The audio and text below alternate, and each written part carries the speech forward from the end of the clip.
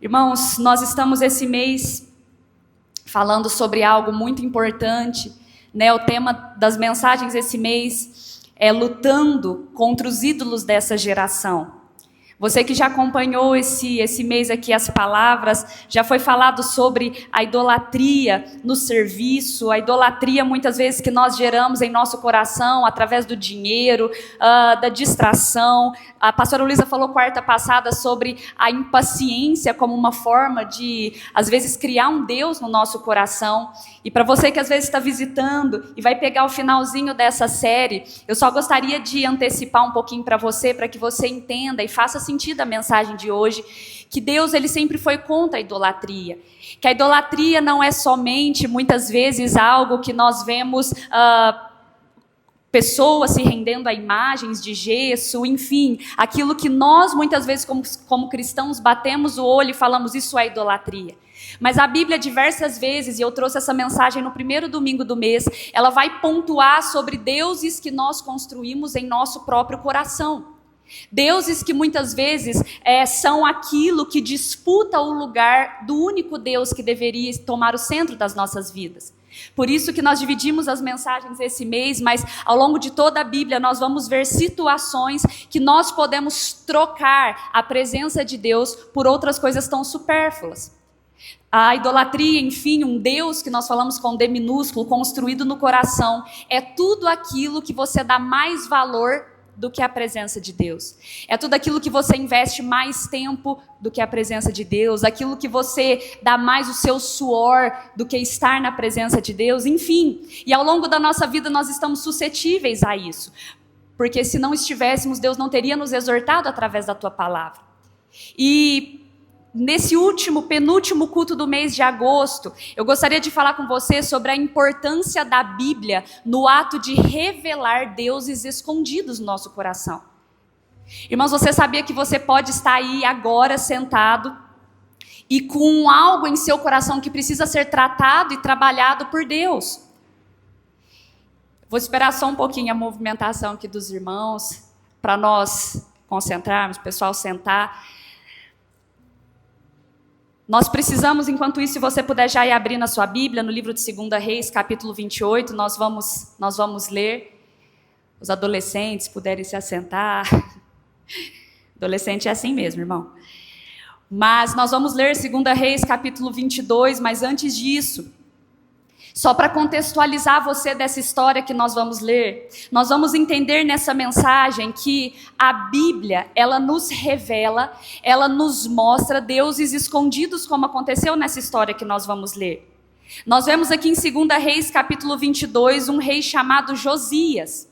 E o que aconteceu com Josias? Josias era ali filho de um rei que foi muito mal na história de Judá. Se você ler o livro de 1 Reis e 2 Reis, você vai ver que estava acontecendo ali uma sucessão de reis maus. Você vai ver que estava acontecendo ali aquilo que Deus abominava. Era uma disputa para ver quem era pior. Depois que Davi reinou sobre Israel e Judá juntos, foi o último rei que reinou sobre Israel e Judá juntos, se separou ali Israel e Judá, então você tinha um rei em Israel e um rei em Judá, e eles disputavam para ver qual ia desrespeitar e desobedecer mais a Deus.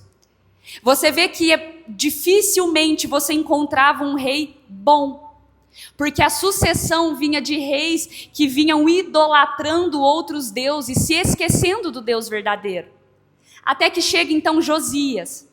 O pai de Josias morre e ele, com apenas 8 anos de idade, é levantado rei de Judá. Josias era uma criança.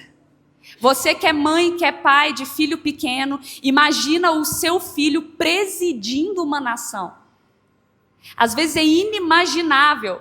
Eu até brinquei hoje de manhã, eu imagino as tropas, os guerreiros deles de às vezes 50, 60, 80 anos, chegando falando, Josias, o pessoal aqui vai atacar Judá, o que a gente vai fazer? Josias lá brincando de carrinho.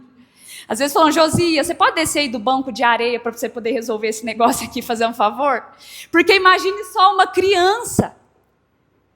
Mas quando Deus quer usar, irmãos, não importa a idade, não importa histórico, não importa passado, quando Deus quer usar, Ele usa, amém? Josias, então, ali, é usado para quebrar um ciclo de idolatria naquela nação. Josias se levanta com 8 anos e a Bíblia não fala o que aconteceu dos 8 aos 26. Eu imagino que talvez houve algum tipo de confusão como dessas que eu acabei de dizer.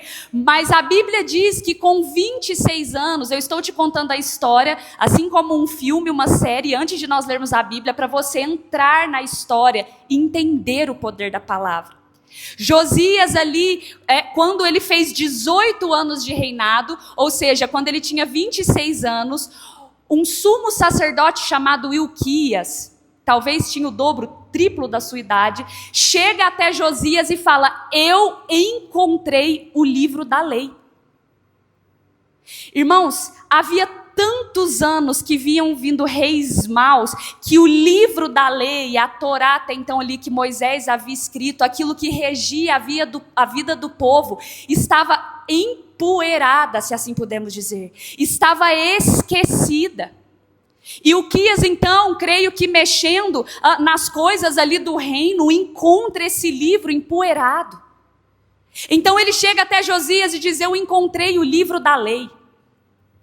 Josias olha para aquilo ali e pede para que um homem chamado Safã, que era um escriba, lesse. Josias então pega o livro da lei e ele mesmo lê o livro da lei. Em 2 Reis 22, 11, vai dizer que assim que o rei ouviu as palavras do livro da lei, rasgou as suas vestes. Irmãos, foi o primeiro contato que Josias teve com as Escrituras quando ele tinha 26 anos de idade. O que nós entendemos com isso tudo? Qual é o desfecho disso? Josias, quando ele rasga suas vestes, naquela época isso era um sinal de humilhação. Isso era um sinal de prostração. Ele, como um rei, olha e vê que tudo o que eles estavam fazendo era contra a vontade de Deus.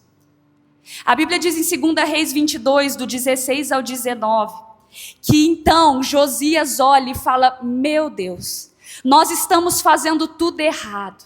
E o que ele faz então? Procura uma profeta, uma profetisa. E ele vai até ela perguntar: olha, o que Deus quer para nós?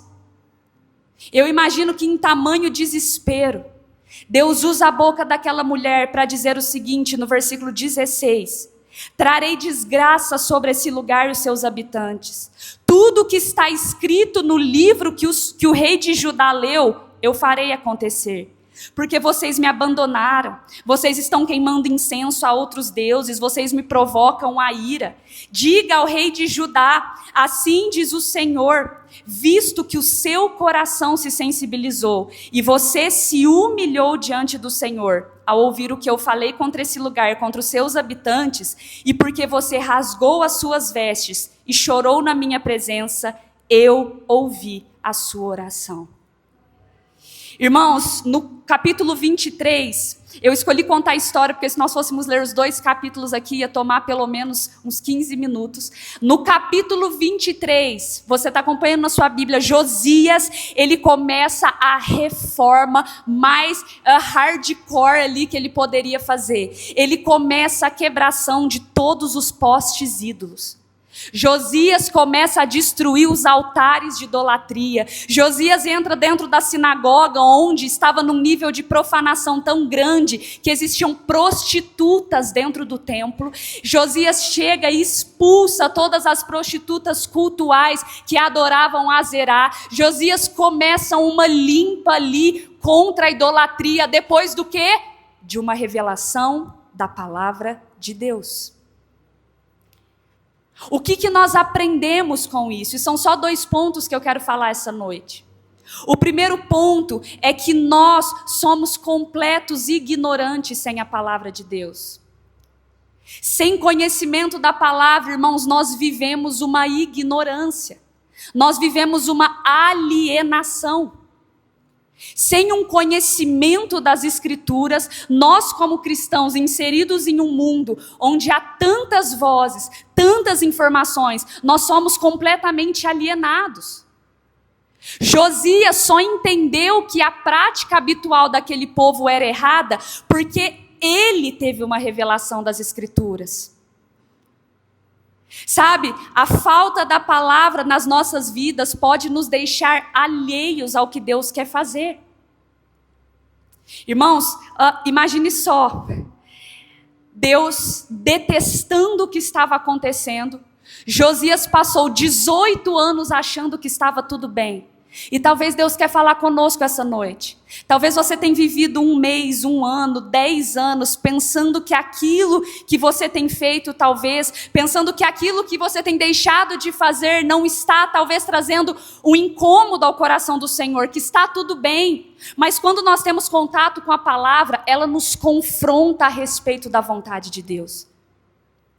Tem coisas que nós fazemos ou deixamos de fazer, irmãos, ou somos influenciados a fazer ou deixar de fazer, que talvez nos leva para longe da vontade de Deus, e somente a palavra, não é uma profecia, não é uma revelação, como eu costumo dizer, drive-thru, somente a palavra vai colocar-nos no eixo do centro da vontade de Deus.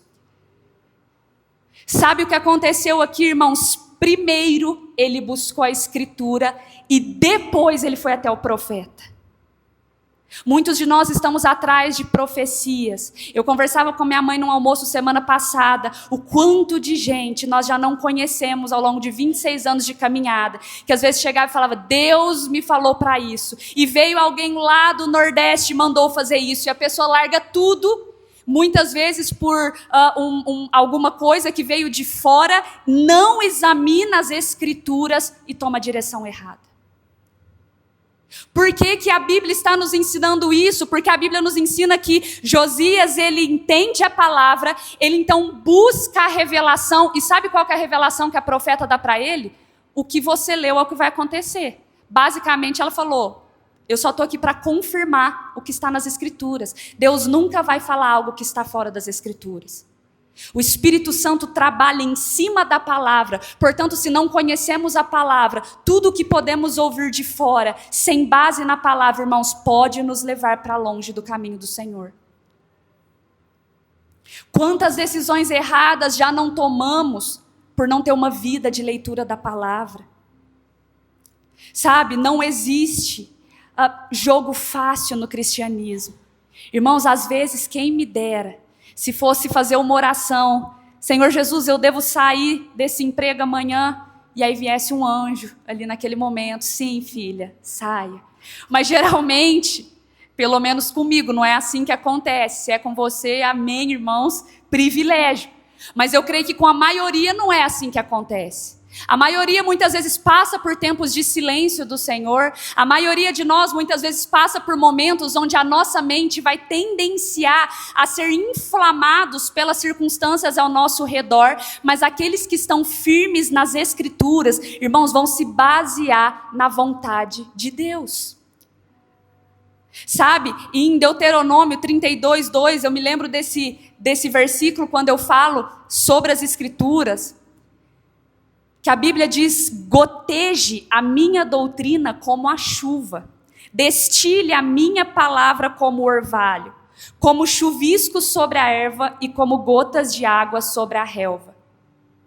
Aqui, sabe o que a palavra está dizendo? Que a doutrina, as Escrituras, a lei do Senhor precisa gotejar em nós, como aquela goteirinha, sabe aquela goteirinha que muitas vezes fica ali, a chuva até já passou e a goteira fica tic, tic, tic, tic, tic, tic, tic, tic, tic. É nessa constância, a palavra de Deus, todas as decisões que você tomar, a palavra de Deus precisa estar aqui, gotejando na sua vida. Todo o caminho que você for tomar amanhã, quando você acordar, a doutrina, a palavra de Deus precisa ser como chuva nos nossos caminhos. Nós não podemos ter o coração seco diante da palavra de Deus, porque há muitas novidades no mercado da fé. Cada dia que você abre o Instagram, você vê uma novidade, porque a fé virou hoje um mercado. Então você vê, irmãos, você vê muita coisa, viu? A gente precisa nem citar aqui, porque talvez Enfim, tem denominações, muitas vezes, que seguem alguns tipos de doutrinas, de vendas de bênçãos, de perdão de pecados através de dinheiro, enfim. Sabe, nós precisamos ter a Bíblia como um filtro. O apóstolo Paulo, quando ele foi ensinar Tito, irmãos, ele fala só uma coisa para Tito. Ele fala, vai ter muita besteira sendo falada aqui, mas tu, porém, fala somente da sã doutrina. A doutrina de Deus, ela é sã. Muitas vezes nós somos contaminados, irmãos, por palavras doentes. Tudo aquilo que está fora da palavra de Deus vem muitas vezes como uma doença. A contaminação de um segundo evangelho, a contaminação, como eu disse, talvez de uma profecia que não está baseada na palavra, ela vem entrando como uma doença. Por isso que o apóstolo Paulo fala que a única sã doutrina é a palavra. Aqueles que estão na palavra, irmãos, vai ficar ruim aqui essa terminologia, mas são sãs, acho que deu para entender. Aqueles que estão na palavra não estão doentes.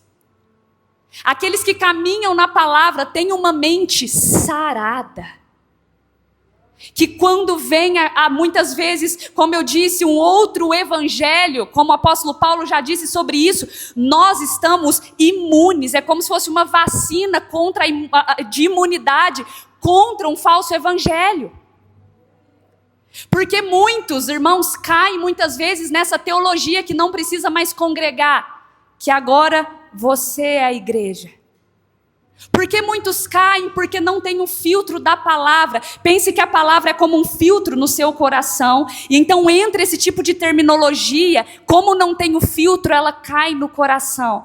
Aquela semente começa a germinar. E de repente a pessoa começa a não olhar mais a bênção do corpo de Cristo, mas muitas vezes o defeito do corpo de Cristo. E então a pessoa até mesmo se desvia da fé.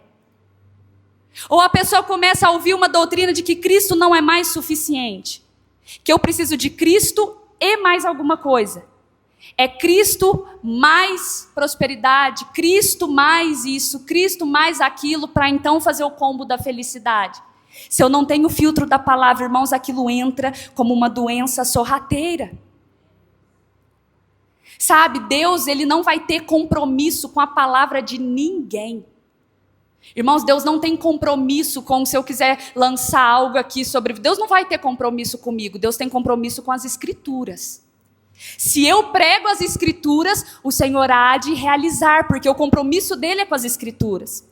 Por isso que se eu só escuto e deixo entrar no meu coração, não tenho filtro da palavra, muitas vezes aquilo que eu ouvi que me foi prometido e não aconteceu, não é que não aconteceu muitas vezes porque Deus mudou de ideia, mas não aconteceu porque não era a vontade dele e eu deixei de examinar as Escrituras. Sabe, nós precisamos olhar para esse lugar onde talvez a resposta que temos buscado está na Bíblia. Lucas 10, 25, eu amo o senso de humor de Jesus. Gente, eu amo como Jesus, às vezes, tratava as pessoas com um senso de humor, até muitas vezes sarcástico. Porque Jesus queria ensinar aquelas pessoas que a resposta daquilo que elas estavam procurando, elas já tinham. Aqui em Lucas 10, 25, chega um doutor da lei, você já imagina alguém de cabelos brancos, um doutor, um cara expert na lei. Ele chega ali diante do mestre, dizendo, mestre, o que eu farei para herdar a vida eterna? E então o Senhor lhe disse, o que está escrito na lei? Como você lê? Jesus vira para o doutor da lei e fala, o que está escrito na lei? Basicamente, a resposta está naquilo que você estuda e lê todo dia. A resposta está na sua frente. E às vezes o Senhor está falando isso para você hoje. A resposta daquilo que você tem procurado em tantos lugares, talvez está naquela Bíblia que está fechada na sua estante. Muitas vezes nós procuramos respostas que já estão na nossa mão. Imagina se você hoje perguntasse para Jesus, Jesus, qual que é a resposta disso que eu tenho buscado tanto? E ele respondesse, como que está o seu nível de leitura da Bíblia? Imagina se a pergunta retórica de Cristo fosse isso para nós hoje, individualmente, como nós responderíamos? Ah, Deus, acho que a última vez que eu li faz um tempo. A última vez que eu li ou que eu meditei já faz tempo, nós precisamos ter essa noção de que a palavra fala conosco todos os dias. Irmãos, Deus já falou comigo através de genealogia. Deus já sabe a genealogia chata, muitas vezes que nós vamos ler, fulano que gerou ciclano, que gerou beltrano. Às vezes você para e pensa, como Deus está falando comigo através disso? Deus fala de Gênesis 1 a Apocalipse. Deus, ao longo de toda a palavra, Ele vai falando. Irmãos, a nossa preocupação é só nos alimentar. Se eu te perguntar agora, como que as suas plaquetas, os seus glóbulos brancos, vermelhos, funcionam quando você pega um resfriado? A não ser que você seja um médico, você não vai saber responder. Mas você sabe que muitas vezes se você pega um resfriado, seu corpo vai agir contra aquilo, você fica com febre, só que você não sabe muitas vezes o processo que isso acontece.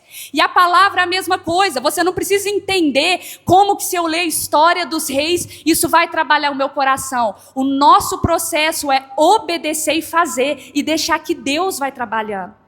Se o Senhor deixou as Escrituras para nós lermos e buscarmos, eu preciso me preocupar com isso, porque sem a palavra nós vamos ser alienados. Josias saiu da ignorância quando o livro esquecido foi encontrado. Deus está falando com você essa noite. Hoje é o dia de pegar o livro que está esquecido na sua estante, debaixo da sua cama, tirar a poeira dele e voltar a ter uma prática, porque esse livro é a própria palavra de Deus, amém?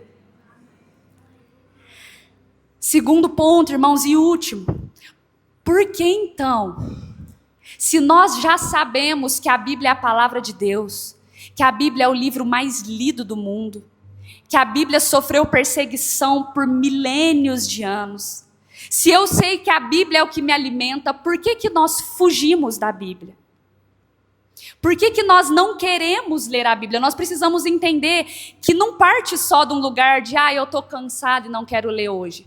Existe algo espiritual, existe algo que repele muitas vezes, chamado carne, que não deseja com que nós estejamos fiéis à palavra. Para nós entendermos isso, nós saímos de um plano meramente ordinário de, eu não leio porque eu sou um preguiçoso. Irmãos, não é somente isso. Existe algo espiritual acontecendo quando você pega a palavra, ou você nunca teve a experiência de estar totalmente sem sono. Quando pega a Bíblia, o que acontece? Irmão, o ronco dá para ouvir lá do outro quarto. Ou você nunca teve a experiência de falar, nossa, eu estou sem sono, eu vou orar. Irmãos, esses dias, misericórdia, eu pedi perdão umas 10 vezes. Porque eu falei assim, a pastora veio aqui, amiga da minha mãe, e falou sobre estar orando, levantando de madrugada para orar. Eu falei, Senhor, é hoje. E aí naquela quarta-feira, meu relógio despertou. Eu levantei, fui lá para a sala, daquele jeito, né? Falei, eu preciso pelo menos levantar. Sentei no sofá. E aí, naquele momento ali, eu falei assim, nossa, eu estava acompanhando ali um campeonato que estava tendo num determinado esporte. Falei, nossa, eu preciso ver como que ficou esse campeonato. Já estou acordadinha, né? Já vou dar uma olhadinha aqui. Aí eu entrei no Instagram ali rapidinho, falei, bom que o Instagram me acorda, né? A luz aqui, a gente dá desculpa pra tudo, né? Aqui vai ativar. E aí eu comecei a olhar assim o Instagram, e aí perdi o sono, e aí eu fui. E perdi o sono, aí eu falei, misericórdia, eu tenho que orar. Deixei o celular de lado, irmãos, imediatamente. Parece assim que o ambiente, a hora que eu deitei, pus a testa no sofá, parece que o ambiente, os anjos até cantavam para eu dormir, assim, santo, e eu deitei assim no sofá. 2, 3 horas depois eu despertei ali no sofá, falei, misericórdia. Eu me senti que nem Martim Lutero, falei, sai de mim em nome de Jesus. Por que, irmãos? Porque tem algo também espiritual acontecendo, mas nós levamos somente no natural. Por que para um tão desperto? Poxa, se fosse para eu levantar às 5 horas da manhã para estar indo para Cancún, quantos aqui não acordaria com a maior felicidade? 4 horas já estou com a mala pronta, fica a dica aí, quem vai para Cancún esse ano. 4 horas já está com a mala pronta. Mas vamos acordar para vir aqui na igreja orar às 5 horas da manhã. Existe algo espiritual acontecendo e se nós ignorarmos, irmãos, nós vamos ser para sempre pessoas que ficam no quase. Eu quase fui uma mulher de oração. Eu quase li a Bíblia inteira esse ano. Eu quase busquei a Deus. Eu quase fiz um jejum. Mas o morno, ele não funciona no reino de Deus. Nós precisamos ser dos intensos, irmãos. Ah, meu pai e minha mãe foram mulheres, homens de oração. Ah, o meu filho acorda de madrugada, ele está ali buscando ao Senhor. Ah, esse amigo meu, como eu admiro, ele busca a Deus para todas as decisões que ele toma. Ah, esse empresário, como ele honra a Deus nas finanças dele. Irmãos, nós precisamos ser daqueles que refletem a imagem e semelhança do Senhor, amém? Sabe, nós precisamos entender que para vivermos isso, nós precisamos da palavra. Mas o que Satanás vai fazer é repelir a palavra de nós, porque a palavra confronta o nosso eu.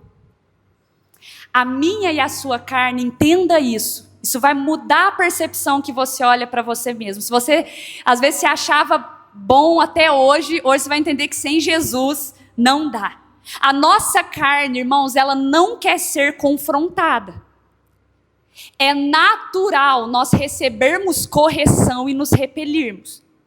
Antigamente, se você perguntar para pessoas que foram criadas na roça, a correção, muitas vezes até se olhar para a mãe assim, você já ficava com medo, é ou não é? Às vezes você estava sentado na mesa, minha mãe ia fazer visita, muitas vezes a gente sentava na mesa e a gente queria comer a comida toda que a visita tinha apresentado para a gente. Uma olhada da minha mãe, a gente já entendia que não era para comer tudo que estava na mesa.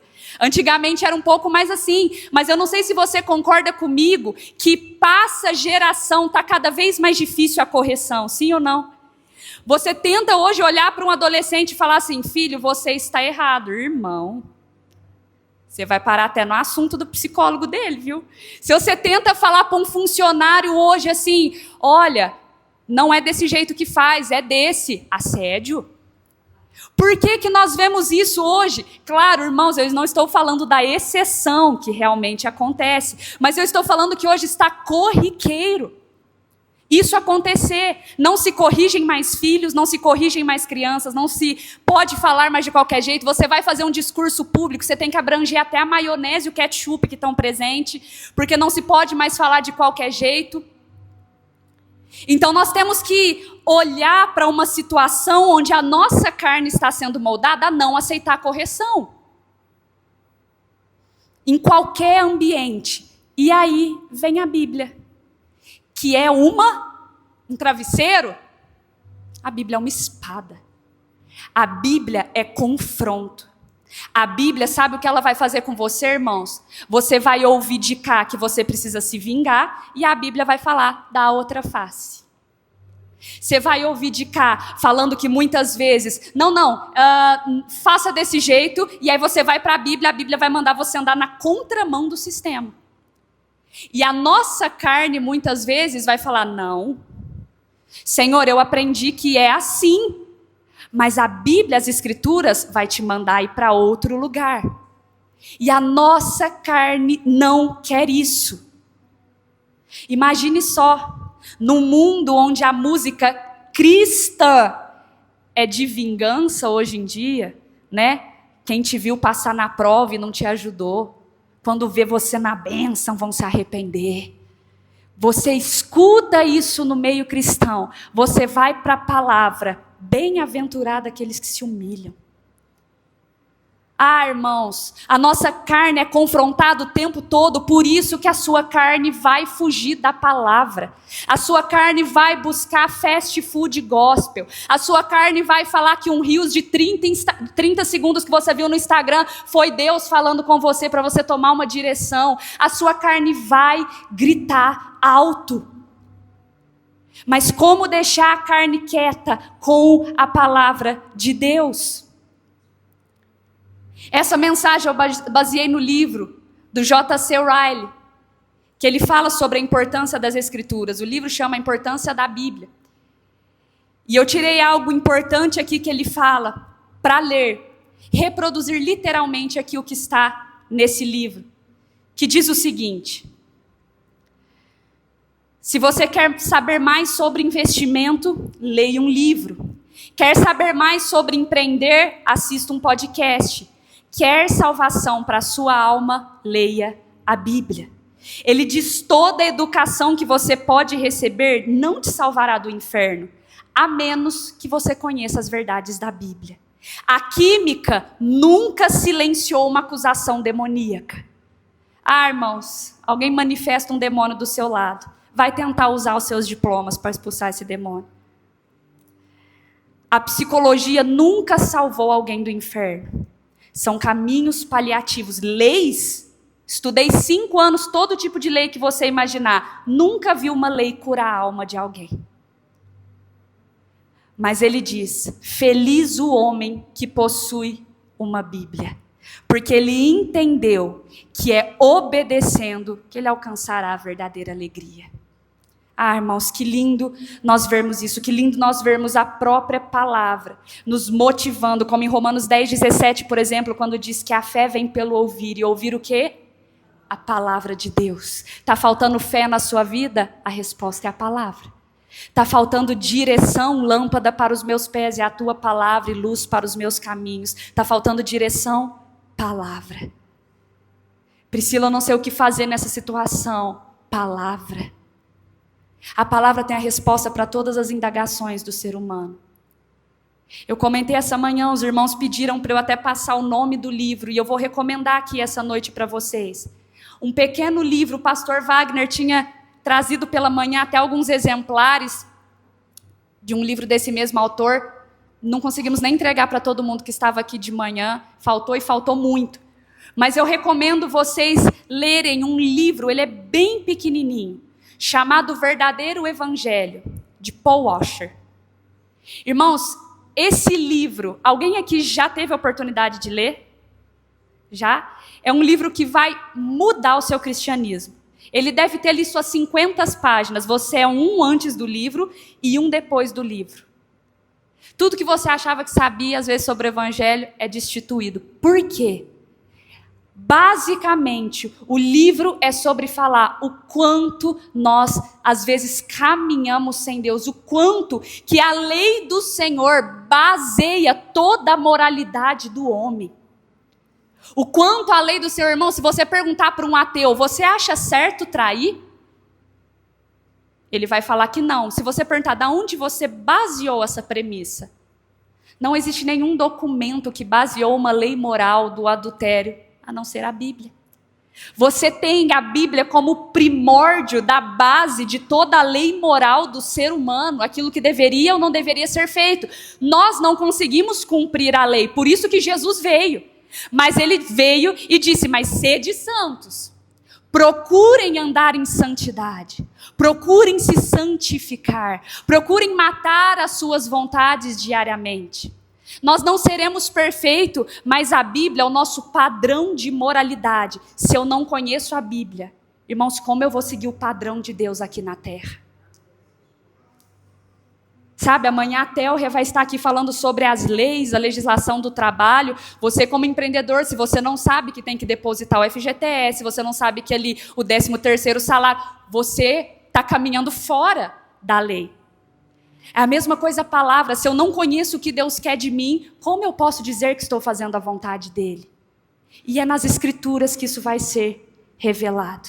Eu termino aqui com Colossenses 3:16, que diz o seguinte: a palavra de Deus habite em vocês abundantemente, em toda sabedoria, ensinando-vos, admoestando-vos, ou seja, corrigindo-os uns aos outros, com seus salmos, hinos e cânticos espirituais, cantando ao Senhor com graça em vosso coração. Esse é o poder da palavra de Deus.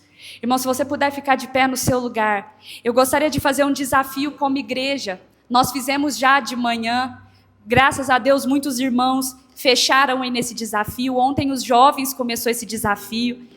Nós estamos acompanhando lá no grupo, se você não leu ainda, não esqueça de ler antes de dormir. Mas nós estamos num desafio de até o dia 6 de setembro, nós lermos o livro de Romanos. Romanos capítulo 1, ele trouxe o avivamento ali de toda a reforma protestante através de Martinho Lutero.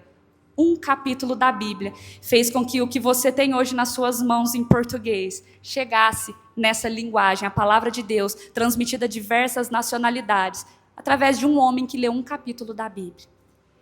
Que nós possamos entender que basta um versículo, muitas vezes, que vai entrar em nosso coração, como nós acabamos de ler, vai nos corrigir, vai nos acalmar, vai trabalhar em nós um salmo, muitas vezes, vai aquietar as nossas emoções.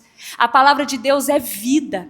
A palavra de Deus não é um livro morto, não é um livro somente histórico. A palavra de Deus tem o poder de trazer vida. Então eu desafio você, se você puder ir mandando lá no grupo, Romanos 1, ok, para ir motivando os outros irmãos também. Vai dar um capítulo por dia. Hoje eu li de manhã, irmãos, não deu mais que 3 minutos o capítulo 1 de Romanos. O Senhor merece 3 minutos do seu tempo? Então vamos juntos nesse propósito.